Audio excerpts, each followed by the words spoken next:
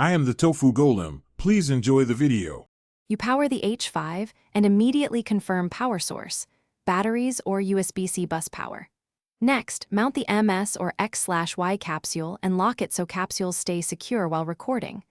Then set the input to mic and select 48K HC, 24-bit for clean audio.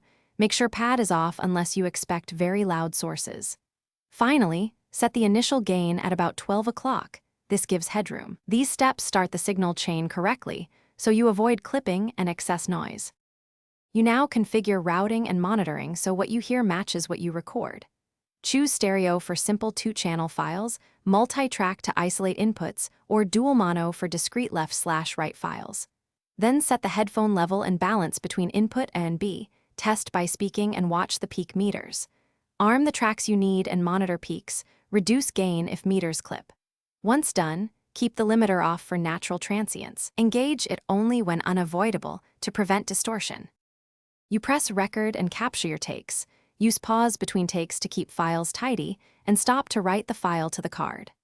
After recording, connect the H5 via USB in card reader mode or remove the micro SD and use an adapter to transfer files to your DAW.